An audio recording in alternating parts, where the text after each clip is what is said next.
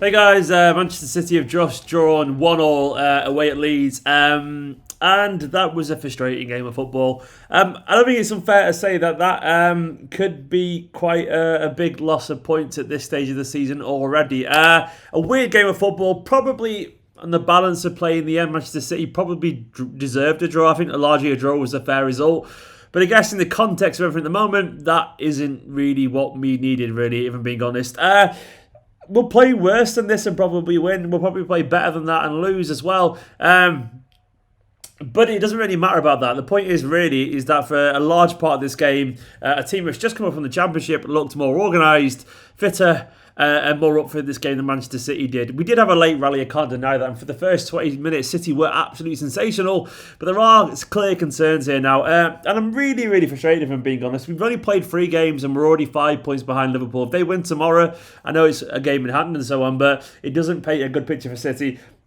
And I'm starting to wonder if there's a bit of a problem in general, in a general sense, with the club, because it feels like there's a bit of a malaise and a little bit of a slump and a bit of depression around the club at the moment, where City really aren't firing on all cylinders. And I don't know how we've solved that, really. Is it a managerial issue? Is it Pep lost the motivation? Is it a board thing? Is it a transfer thing? Or is it mainly a combination of several factors all coming together to lead City in a bit of I guess, down in the trough in terms of the cycle of football? I'm starting to think mainly is, of course things could change. Of course Manchester City might start to find the form when they get Gabriel Jesus back and the players are fit and sharp. That is definitely a possibility. But at that point, how far behind off the pace of Manchester City going to be? I think it's fair to say that largely it may be difficult to catch Liverpool if things carry on as they are. And I'm looking around for reasons to be optimistic, and I'm struggling to find them. I'm generally struggling to find them because I don't think City, at any point today, I don't think there's any signs of mutiny or anything like that. I don't think the players were trying to play badly. I think the players were lacking fitness, if I'm being honest, lacking organisation at times, and largely we like a team who doesn't really have that same edge that we used to. I mean, we could talk about the individual performances all day. I mean, people will go, we need a left back and all that kind of stuff. That's definitely true, by the way. But that left back situation isn't changed today. Having Tagliafico there instead of Mendy doesn't change anything. I mean, genuinely, this is not an individual thing. You can't change certain players. I think this is something to do with the dressing room currently. I mean, that can change. Don't get me wrong. Football can change like that. It's all about confidence. It's all about momentum. But currently, things aren't quite right for whatever reason in a broad sense. Tactically, we could talk all day about this, but I think it's a little bit deeper than that. I genuinely believe currently things aren't fully right. I mean, I will go into the individuals anyway. Ederson, of course, a guy who had an excellent game, genuine excellent game with loads of absolutely fantastic saves. Well, of course, he was the one in the end that cost us points. Of course, he was the one to make mistakes and drop the ball onto Rodrigo's foot. So frustrating because one of the criticisms labelled at Ederson last year is that he didn't make big saves, and he made numerous big saves in this game. Kyle Walker looked exhausted. I'd never seen Kyle Walker look tired, by the way. I thought at one point he looked tired. He was okay. He was fine. Mendy, of course, got hooked after 60, 70 minutes, something like that. It was like 70 minutes, I think. I thought Mendy actually started pretty brightly, then got pretty poor towards the end of the first half and made that mistake, which kind of lost a little bit of confidence when he was on the yellow card as well. And of course, then we hooked in for Ake at left back. Something I'd probably like to see a little bit more of, from being honest, Ake there at left back. But once again, I do think the situation is broader than we need a left back. I think it is bigger than that. One thing I will say, one positive really, is that I thought Ruben Diaz had a good game. I thought he was largely really composed. We didn't notice him too much, which is a positive for Manchester City centre-backs. A couple of times he had to do a bit of defending.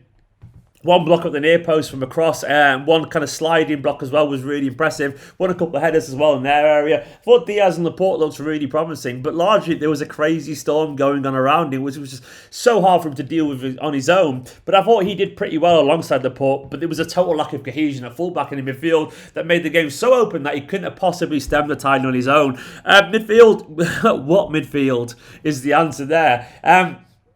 It was weird at times seeing a game from two tacticians like Bielsa and Guardiola be so naive. It was like watching kids run down both ends of the pitch constantly. And it was literally that centre-half bit. At no point was the game in that kind of middle of the pitch in the second half. It was just constantly box to box. And it was shocking. And I'm sorry, I'm kind of a bit pissed off if I'm being honest. I mean, the lack of control. We did improve in the second half towards the end when Fernandinho came on. City did start to turn the screw a little bit, but largely this was a game where City rushed towards the end and kept trying to essentially force the issue towards the end. And I'm missing that composure. I'm missing that pauser, as it's famously known. I'm missing David Silva's ability to put his ball on the foot and calm things down. This is why I wanted Husam Hours so much. A calm head amongst the storm. Maybe we're missing Gundogan as well. Gundogan's ability to slow things down a little bit. I mean, at the moment, City are reckless. They are lacking a bit of energy, they are lacking a bit of focus, and they are lacking a bit of identity, which is a sort of thing that you never associate with Manchester City Football Club. Sterling scored a wonderful goal, then continued to be absolutely incredibly frustrating when he was through a goal and he didn't shoot. Why? Maybe it should have been a penalty on Sterling as well, though personally I'm not quite as sold on that as some Blues are. Though there should have been a red card for what it's worth towards the end for a terrible challenge from the Leeds player. But VAR is pointless. It's not VAR's problem. It's referees are incompetent, and they're still incompetent just with new fancy tools to play with. Absolutely pointless. It changes nothing other than makes the decisions even more farcical. Mahrez, I thought he was okay, but he doesn't really suit being a false nine. I'm not going to blame him for that because he isn't a false nine, but largely I don't think he was that effective there. Foden had a pretty poor game, if I'm being honest. I thought he was a little bit sloppy on the ball overall. Torres started pretty brightly, but then couldn't really get into the game. I think largely when Bernardo came on, he looked closer to the Bernardo of old, which was really encouraging. A little bit of that more for Bernardo would be good. But largely I'm talking about the dressings here when overall the meal...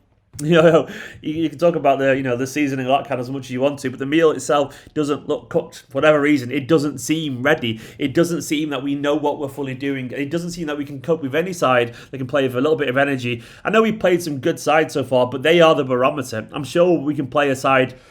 I'm sure we'll play someone like Brighton, probably not Brighton. We'll play a lower side at some point and beat them comfortably, I'm sure. But we played good sides now. Leeds are a good side. Wolves, Leicester. Wolves played pretty well initially, don't get me wrong, but they exposed some weaknesses. Then it got worse against Leicester, and then it got even more, I wouldn't say even more exposed, it got exposed a little bit as well against Leeds. The big question mark is why can't we be like we are in the first 20 minutes? Are the players not fit there? Are they not sharp? Can we not maintain those levels of intensity? Is it a focus thing? What are the reasons behind it? But all I do know is largely this is on Guardiola to go and solve this now. I mean, is Pep maybe lacking a little bit of drive himself personally? I remember a year ago when Guardiola said he was going to be a bit softer on the players now because he won so much. Is that a thing? Has he changed his tact a little bit? Is he still suffering from personal reasons? I understand that. And I empathise with that. I'm not having a great time personally. I understand that people struggle a bit every now and then. At the end of the day, it's his job though, unfortunately. And if he's not up for it, we need to find a solution. I mean, could it be that the players aren't really sure at the moment what they're playing for? Guardiola hasn't committed his future to the club one way or another. Manchester City haven't solved that issue. And we know in general that is not a good thing. In life, people, humans, we don't like uncertainty. I fucking hate uncertainty. You would hate uncertainty. We like to know what we're playing for. And it can't be a good thing where there are no best laid plans in general. I hate this idea that we're kind of just meandering and sleepwalking into the future. We don't know what Manchester City's coaching staff's going to look like 7-8 months from now. Is that a good way to play in general? I know the players still have to play for their performances, so it's not an excuse by any stretch of the imagination. But all these little variables, they start to add up to problems. And at the moment, Manchester City are creating problems of their own.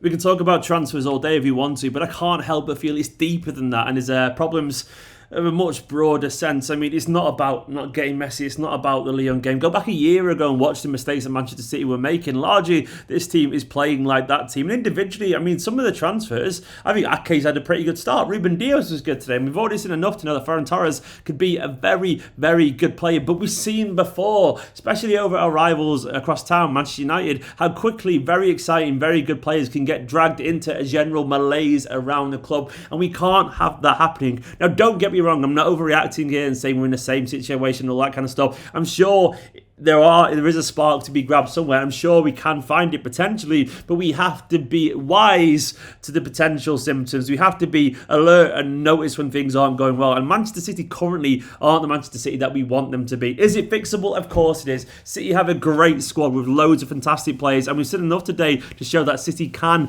find that football when it matters. But worryingly today, we didn't look better than Leeds, and Leeds are a good side, don't get me wrong, but they are a side new to this, and they should not look like the senior side, Largely, City looks like we'd found our level, and it was Leeds' level, and that currently is not Liverpool's, and that is what's concerning. It currently isn't even Everton's. Leeds, don't get me wrong, I'm not trying to patronise them, but City simply have to be better than this. We can be, it is potential, but we need to nip this in the bud before this tree becomes rotten, because it can potentially get that way.